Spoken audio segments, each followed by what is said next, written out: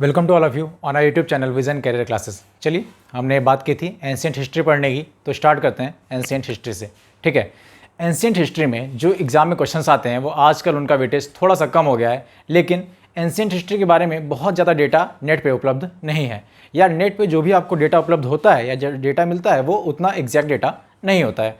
तो आइए कोशिश करते हैं आपको जो बेहतर कंटेंट है वही प्रोवाइड करेंगे, ऐसे क्वेश्चंस जो एग्जाम में रिपीटेडली यानी बार बार आते रहते हैं। और आइए स्टार्ट करते हैं अपने टॉपिक से, जिसका नाम है एंशियंट हिस्ट्री। एंशियंट हिस्ट्री के अपने टॉपिक में सबसे पहले हम बात करते हैं वेदास से, वेद से। हम जो हमारी हड़प्पा सिविलाइजेशन है, ठीक है, या भी जिसको हम इंडस सिविलाइजेशन कहते हैं, ठीक है, उसके बारे में हम अलग से वीडियो बनाएंगे, डिस्कस करेंगे, थोड़ा सा अलग सा वो टॉपिक है ना। स्टार्ट करते हैं अपने कुछ पर्टिकुलर क्वेश्चन से जो क्वेश्चंस बार बार एग्जाम में आते हैं। ठीक है, स्टार्ट करते हैं वेदास से, यानी कि वेद।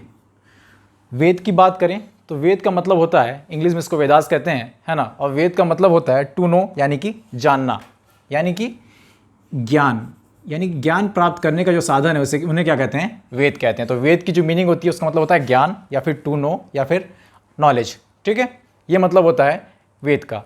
और वेद की बात करें तो भारत के सबसे प्राचीन धर्मग्रंथ, या बात करें विश्व के सबसे प्राचीन धर्मग्रंथों की, तो वो वेद ही हैं। ये क्या है, ये विश्व के सबसे प्राचीन धर्म ग्रंथ हैं। क्या है, धर्म ग्रंथ।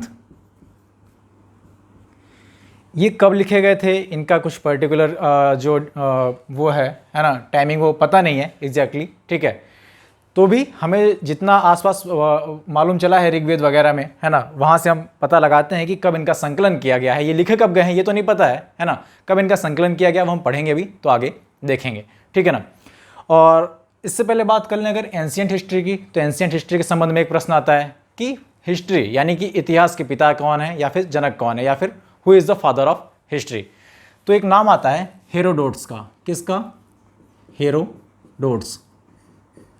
हेरोडोट्स जो हैं उन्हें कहा जाता है फादर ऑफ हिस्ट्री, यानी कि इतिहास का जनक या इतिहास का पिता इनको कहा जाता है। इन्होंने इतिहास को एज एन इंफॉर्मेशन, है ना, संकलन किया उसका। ठीक है, इसीलिए इन्हें इतिहास का पिता कहा जाता है। वेद की बात करें तो वेद क्या हमने क्या बताया कि विश्व के सबसे प्राचीन, या भारत की बात करें तो भारत के सबसे प्राचीन धर्मग्रंथ हैं ये। ठीक है ना, अगर विश्व के सबसे प्राचीन धर्मग्रंथों की बात करें तो उसमें भी वेद का ही नाम आता है। ठीक है, वेद में सबसे पहला प्रश्न हमें कई लोग को पता भी होगा, नहीं पता है तो आपको जानना चाहिए कि वेद कितने प्रकार के होते हैं, 4 टाइप्स। कितने टाइप के हैं, 4 टाइप के वेद होते हैं। ठीक है ना, कौन कौन सा, ठीक है, आइए देख लेते हैं। तो वेदों की बात करें तो हमारे पास चार वेद हैं, जिनमें से सबसे पहला है। और वेद को, इनके टाइप्स को डिस्कस करने से पहले एक बात और जान लीजिए, कभी कोई क्वेश्चन आता है कि वेदों का संकलन या वेदों का रचयिता कौन है ना, यानी वेदों को किसने लिखा है। तो वेद को किसने लिखा है, वेद को लिखा है महर्षि द्वैपायन वेदव्यास। महर्षि द्वैपायन वेदव्यास, इन्होंने क्या लिखा, इन्होंने वेदों का संकलन किया, यानी वेदों के संकलन करता, यानी कि उनको इकट्ठा करके एक जगह पिरोया है। किसने, महर्षि द्वैपायन वेदव्यास। इनके संबंध में एक और प्रश्न आता है, वो क्या प्रश्न, क्या क्वेश्चन पूछता है कि महर्षि वेदव्यास का एक्चुअल नेम या वास्तविक नाम क्या था। तो उनका वास्तविक नाम क्या था, द्वैपायन। द्वैपायन उनका क्या है, वास्तविक नाम है। ये क्वेश्चन कई बार एग्जाम में आ चुका है। ठीक है, चलिए अब देख लेते हैं कि वेद के टाइप्स कितने हैं। जितने क्वेश्चंस कराए जा रहे हैं, या तो आप इनका स्नैपशॉट ले लीजिए, है ना, या आप इनको जो है ऐसे ही लर्न कर लीजिए। तो हम बात करें तो हमें कहा गया कि वेद जो है वो 4 टाइप के होते हैं। कौन कौन सा, सबसे पहला है ऋग्वेद। सबसे पहला है ऋग्वेद। ठीक है ना। दूसरे की बात करें, ऋग्वेद के बारे में और जो प्रश्न आते हैं उनको भी हम डिस्कस कर लेंगे। ऋग्वेद के बाद नंबर आता है सामवेद, फिर आता है यजुर्वेद, फिर आता है एक और चौथा जिसको हम बोलते हैं अथर्ववेद। क्या, अथर्ववेद। ठीक है, ये 4 वेद हमारे पास हैं। पहला है ऋग्वेद, दूसरा सामवेद, तीसरा यजुर्वेद और चौथा अथर्ववेद। अब जो सबसे ज़्यादा क्वेश्चंस आते हैं वो ऋग्वेद के संबंध में आते हैं, है ना। तो सबसे पहले हम डिस्कस करेंगे ऋग्वेद को। ठीक है, ऋग्वेद की बात करें तो अगर क्वेश्चन आता है आपसे कि सबसे प्राचीन वेद कौन सा है, तो सबसे प्राचीन वेद जो है वो कौन सा है, ऋग्वेद है। यानी कि सबसे पहले किसका संकलन किया गया, किसे लिखा गया, ऋग्वेद को लिखा गया। ये क्या है, सबसे प्राचीन वेद है। और इसके संबंध में क्या क्वेश्चन आता है, इसके संबंध में एक और क्वेश्चन आता है कि ऋग्वेद में कितने मंडल हैं, है ना। ऐसे क्वेश्चन आता है कि ऋग्वेद में कितने मंडल हैं, तो कितने मंडल हैं, 10, यानी कि 10 मंडल हैं। इसके साथ साथ एक क्वेश्चन और आपको बता देते हैं।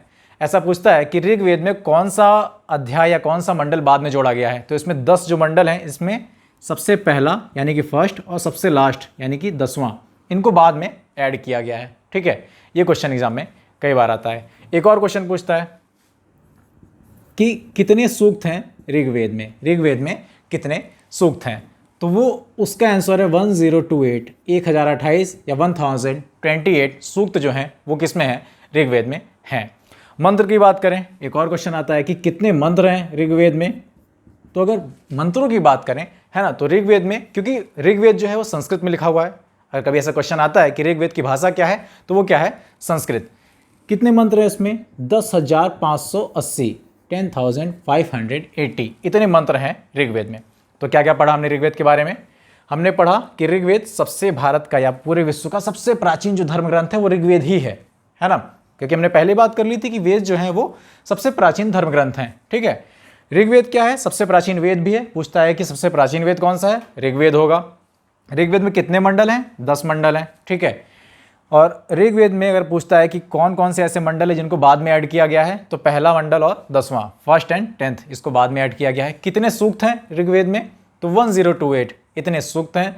कितने मंत्र हैं, तो 10,580 इतने मंत्र जो हैं वो ऋग्वेद में हैं। ऋग्वेद से संबंध में एक और बहुत ही बढ़िया क्वेश्चन आता है, आप सभी को पता होगा, है ना, किसके, गायत्री मंत्र के बारे में। किसके बारे में, गायत्री मंत्र के बारे में। तो पूछता है कि ऋग्वेद के संबंध में कि गायत्री मंत्र जो है, ठीक है ना, वो कहाँ से लिया गया है। तो सबसे पहली बात, गायत्री मंत्र जो है वो ऋग्वेद से लिया गया है। ये हमने, क्योंकि हम ऋग्वेद ही डिस्कस कर रहे हैं अभी। ठीक है, क्या डिस्कस कर रहे हैं, ऋग्वेद डिस्कस कर रहे हैं। तो ऋग्वेद में क्या आता है, गायत्री मंत्र आता है। ठीक है ना, फिर एक और क्वेश्चन आता है कि ऋग्वेद जो है वो गायत्री में जो गायत्री मंत्र आता है वो उसके किस मंडल में है, तो किस में है, 3rd, यानी कि तीसरे मंडल में क्या आता है, ऋग्वेद आता है। किसके, सॉरी, गायत्री मंत्र आता है, किसके आता है, ऋग्वेद के। यानी कि ऋग्वेद के तीसरे मंडल में किसका उल्लेख है, गायत्री मंत्र का उल्लेख है। एक और क्वेश्चन आता है गायत्री मंत्र के संबंध में, किसके रचयिता कौन है, यानी कि किसने लिखा है गायत्री मंत्र को, तो किसने लिखा है, विश्वामित्र ऋषि थे ये, ऋषि विश्वामित्र इनको संकलन करता या रचयिता माना जाता है किसका, गायत्री मंत्र का। आप सबको गायत्री मंत्र पता होगा, ओम भूर्भुवस्सुवः तत्सवितुर्वरेण्यं भर्गो देवस्य धीमहि धियो यो न प्रचोदयात्, ये है गायत्री मंत्र। ठीक है, और यही गायत्री मंत्र कहाँ से लिया गया है, ऋग्वेद से लिया गया है। आप आज भी आप इस मंत्र को उच्चारण करते हैं। ठीक है, ये कहाँ पे है, ऋग्वेद के 3rd मंडल में है। ठीक है, इसके रचयिता कौन है, विश्वामित्र। गायत्री मंत्र के संबंध में एक और प्रश्न आता है, ठीक है, कि गायत्री मंत्र जो है वो किसको समर्पित है।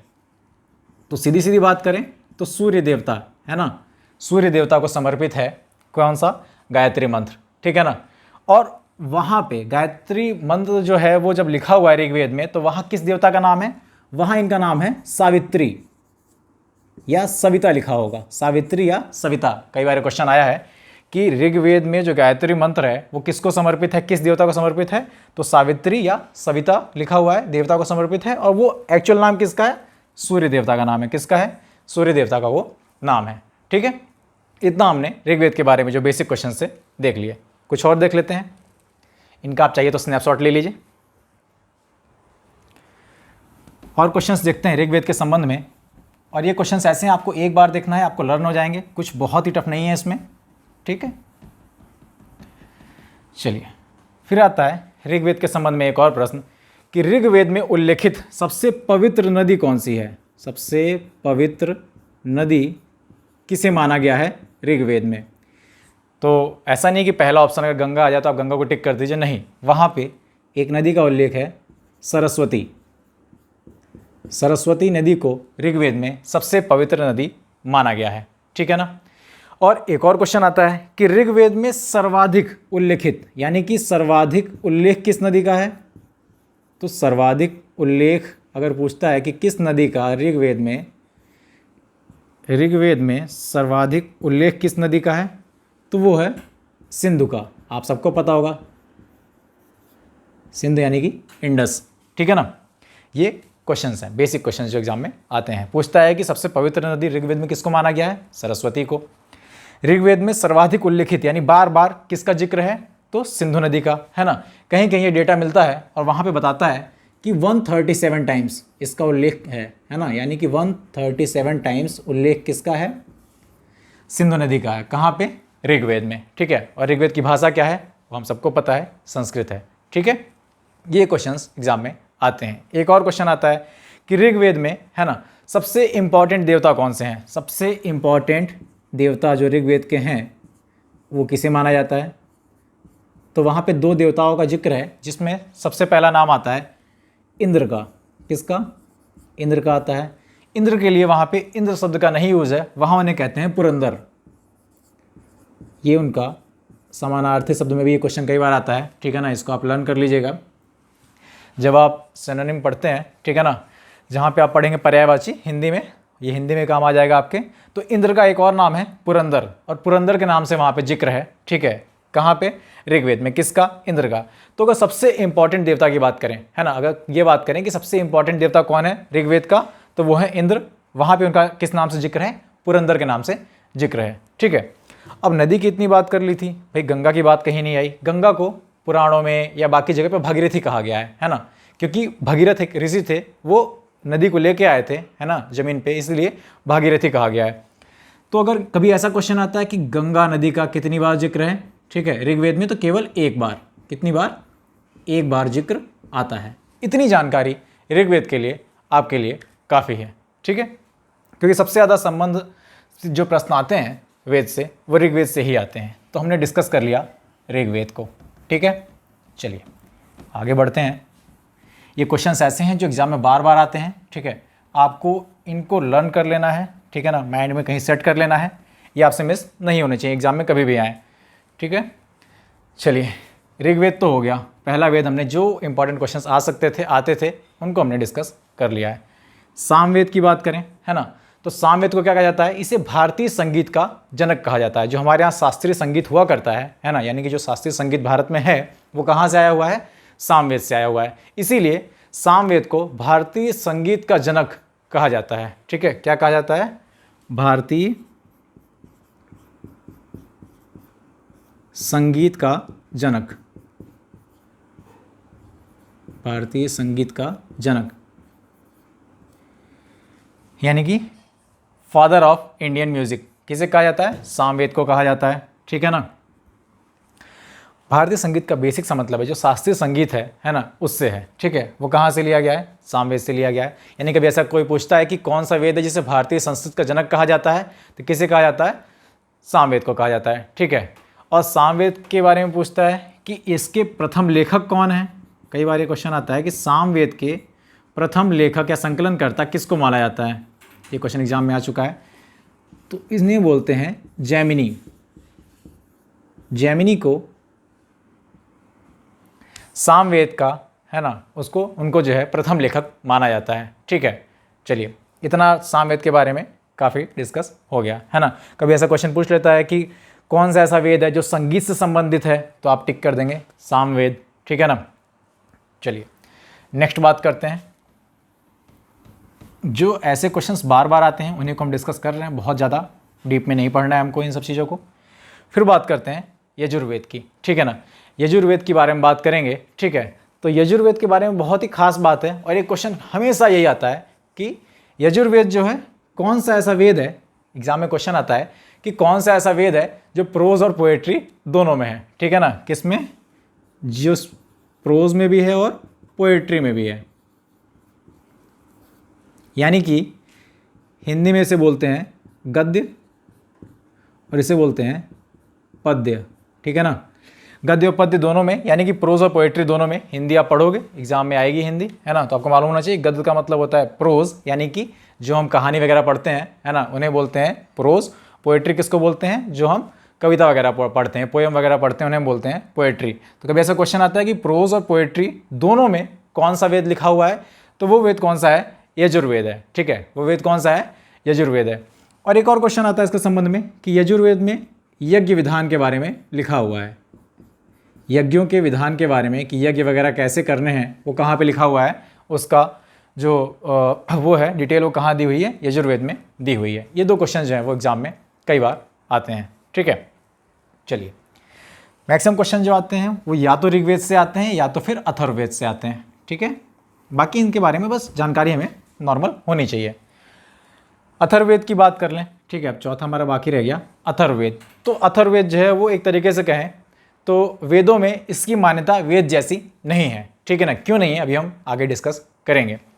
इसके संबंध में प्रश्न आता है कि कौन सा ऐसा वेद है जहाँ पे तंत्र मंत्र है ना, टोटका टोना, ठीक है, ब्लैक मैजिक, जितना तामझाम है वो सब कहाँ पे है? सब अथर्ववेद में लिखा हुआ है। ठीक है ना, अथर्ववेद जो है उसमें तंत्र मंत्र है, टोटका है, ये सारी चीज़ें जो हैं लिखी हुई हैं, इसीलिए इसकी मान्यता जो है वो वेदों में नहीं आती है। ठीक है ना, वेदों में इसको इसलिए सम्मिलित नहीं किया जाता है कि बाकी सारे वेदों में ज्ञान की बातें हैं लेकिन इसमें अंधविश्वास की बात ज़्यादा है। किसमें? अथर्ववेद में। इसमें जो अंधविश्वास है उसके बारे में कुछ ज़्यादा ही डिस्कस किया हुआ है, इसीलिए अथर्ववेद की मान्यता जो है वो वेदों में नहीं आती है। क्या है क्वेश्चन उसके संबंध में अभी बताएंगे इसके आगे। ठीक है ना, चलिए। और अथर्ववेद के संबंध में क्या आपको जानना चाहिए? अथर्ववेद के संबंध में आपको एक और बात जाननी चाहिए कि अथर्ववेद में ही आश्रम व्यवस्था का वर्णन है। अथर्ववेद में ही किसका वर्णन है? आश्रम व्यवस्था का। आश्रम व्यवस्था। सबसे पहले तो ये देख लीजिए, कभी भी ऐसा क्वेश्चन आता है कि कौन सा ऐसा वेद है, ठीक है ना, जहाँ पे तंत्र मंत्र टोटका टोना इन सब का उल्लेख है, तो किस में है? अथर्ववेद में है। आप सीधे टिक कर दीजिएगा कौन सा? अथर्ववेद। वो भी क्यों है? ताकि आपको लर्न रहे, वो मैं आपको बताता हूँ अभी थोड़ी देर में। ठीक है, यानी कि अंधविश्वास के बारे में ज़्यादा लिखा हुआ है किसमें? अथर्ववेद में। अथर्ववेद में ही पहली बार उल्लेख मिलता है आश्रम व्यवस्था का, है ना। आश्रम व्यवस्था का मतलब आपने पढ़ा होगा, ब्रह्मचर्य, गृहस्थ, वानप्रस्थ और संन्यास, ये 4 आश्रम होते हैं। आपको इनका नाम जान लेना चाहिए और इसके बारे में थोड़ा सा मैं आपको बता देता हूँ। आश्रम व्यवस्था का मतलब क्या है? प्राचीन काल में क्या हुआ करता था? 4 टाइप की आश्रम व्यवस्था थी। बचपन से लेके, मतलब बचपन से लेके जब बच्चा पढ़ने लायक हो जाता था उस समय से लेके 25 साल तक की उम्र तक उसे ब्रह्मचर्य का पालन करना पड़ता था। उसमें बहुत सारी टेक्निक हैं कि आपको गुरु की सेवा करनी है, पढ़ाई वढ़ाई करनी है, ठीक है, ताम झाम जो भी है, आश्रम में रहना है, ठीक है। तो उसमें पहला आता है ब्रह्मचर्य। ये आपके जीवन के शुरुआत से लेके, है ना, आपके जीवन की शुरुआत जब से आप पढ़ने लायक होते हो तब से 25 साल तक की, 25 ईयर तक की एज तक क्या होता है? ब्रह्मचर्य होता है। दूसरा आश्रम होता है गृहस्थ, और ये प्राचीन काल में जितने भी पढ़े लिखे लोग होते थे, यानी अगर कोई भी पढ़ा लिखा मनुष्य है तो उसको ये फॉलो करना जरूरी था, ठीक है ना। मतलब जो भी लोग होते थे वो फॉलो करते ही करते थे। ब्रह्मचर्य का मतलब वो अपने जीवन के स्टार्टिंग से जब से पढ़ने लिखना शुरू करते थे तब से जब वो पढ़ने लायक उनकी उम्र होती थी, है ना, तब से वो 25 साल तक की एज ब्रह्मचर्य में गुजारते थे। फिर 25 साल से लेके यानी 25 ईयर से 50 ईयर्स तक गृहस्थ आश्रम, है ना, यानी कि शादी वादी करते थे और अपना गृहस्थ आश्रम बसाते थे। इसके बाद आता है वानप्रस्थ। वानप्रस्थ आश्रम में क्या होता है? वानप्रस्थ आश्रम में 50 साल से लेके 75 साल तक उनका जो मोटिव होता है वो भगवान के बारे में पूजा पाठ करना, इन सब में ज़्यादा अपना आध्यात्मिक की ओर बढ़ना कहलाता है, ठीक है ना। उसके बाद भी अगर आप जिंदा रह गए तो चौथा होता था संन्यास। चौथा होता था संन्यास। संन्यास आश्रम कब से? 75 साल से लेके 100 साल तक माना गया है। इसीलिए आपको मालूम होगा कि पहले लोग के लोग क्या बोलते थे कि 100 साल तक जीते हैं, ठीक है ना। तो यही फॉलो करते थे क्या? आश्रम व्यवस्था को, ठीक है। पहला ब्रह्मचर्य, है ना, 25 साल तक, फिर गृहस्थ है 25 से 50, फिर है वानप्रस्थ 25 से 75, फिर है संन्यास। संन्यास में क्या करते थे? वो घर बार छोड़ के बिल्कुल सन्यासी हो जाते थे और पूरी तरीके से आध्यात्म जीवन का पालन करते थे। तो जरा शॉर्ट में बता देता हूँ। ब्रह्मचर्य का मतलब है पढ़ाई लिखाई से, गृहस्थ का मतलब है कि वो शादी वादी करके सेटल हो जाया करते थे, ठीक है। वानप्रस्थ का मतलब क्या है? वानप्रस्थ का मतलब है कि वो थोड़ा थोड़ा अध्यात्म की तरफ उनका झुकाव हो जाता था, और अगर उसके बाद भी वो रह गए तो संन्यास आश्रम को वो अपनाते थे। और संन्यास की जो आश्रम व्यवस्था थी उसमें क्या है कि आपको घर बार त्याग देना है ना, अपना घर बार छोड़ के, और पूरी तरीके से आध्यात्म को समर्पित हो जाना है, ठीक है। इतना हमने डिटेल देख लिया वेद के बारे में। वेद के बारे में 1-2 क्वेश्चन और देख लेते हैं जो बार बार एग्जाम में आते हैं, ठीक है। ये सारी चीज़ें एज इट इज़ हैं, ठीक है। ये आपको इसलिए बताई जा रही है कि एग्ज़ाम में कहीं ना कहीं ये आपके आने वाली हैं, नहीं भी आने वाली हैं तो आपको इनकी जानकारी होनी चाहिए। एक क्वेश्चन और आता है कि वेद त्रयी या फिर त्रयी किसे कहा जाता है। कभी कभी इसका नाम वेद त्रयी लिखा होता है, कहीं कहीं पे इसका नाम त्रयी लिखा होता है ना। तो वेद त्रयी में 3 ही हमारे वेद आते हैं। कौन कौन से? पहला ऋग्वेद, दूसरा सामवेद, तीसरा यजुर्वेद, है ना। ऋग्वेद, सामवेद, यजुर्वेद। मैंने आपको बताया था कि चौथे में अंधविश्वास के बारे में ज़्यादा है, जबकि हमारा वेद का मतलब क्या होता है? ज्ञान से मतलब होता है वेद का। लेकिन वहाँ पे अथर्ववेद में क्या है? अथर्ववेद में ज़्यादातर अंधविश्वास के बारे में, जादू और तंत्र मंत्र, टोटका, ये सब लिखा हुआ है, इसीलिए उसको वेदों में उसकी काउंटिंग नहीं होती है। वहाँ पे क्या बोलते हैं? वहाँ बोलते हैं वेद त्रयी। किसको? ऋग्वेद, सामवेद, यजुर्वेद, इनको वेद त्रयी में काउंट करते हैं, है ना। कभी ऐसा क्वेश्चन आए वेदों के संबंध में कि वेद त्रयी किन्हें कहते हैं या त्रयी किन्हें कहते हैं? त्रयी का मतलब 3, है ना। त्रयी का मतलब क्या होता है? 3 होता है, तो इसका मतलब 3। कौन कौन से 3 वेद आएंगे उसमें? ऋग्वेद, सामवेद और यजुर्वेद, ठीक है ना। इसमें अथर्ववेद को काउंट नहीं करते हैं, ठीक है। चलिए, तो इतना जो है वेद के बारे में जितना बेसिक था, है ना, वो सब हमने अभी तक जो है देख लिया है, ठीक है। अगर सबसे बड़े, एक और क्वेश्चन देख लीजिए, अगर कभी पूछता है कि सबसे बड़ा, है ना, सबसे पुराना बात करेगा तो उसमें ऋग्वेद है। अगर पूछता है कि सबसे बड़ा वेद कौन सा है तो वो कौन सा है? अथर्ववेद, क्योंकि अथर्ववेद में जादू, टोटका, टोना ये सब बहुत ज़्यादा लिखा हुआ है। तो अगर सबसे बड़े वेद की बात की जाए, है ना, सबसे बड़ा वेद कौन सा है, लॉन्गेस्ट कौन सा है ना, तो कौन सा वेद है? अथर्ववेद। अथर्ववेद जो है उसे सबसे बड़ा वेद माना जाता है, ठीक है। तो चलिए, वेद के बारे में जितना हमने अभी तक क्वेश्चन पढ़ लिया है, इससे ज़्यादा क्वेश्चंस कुछ भी नहीं आते हैं, ठीक है। इतने क्वेश्चंस को आप अच्छे से पढ़िए और रिवाइज करिए। Thank you.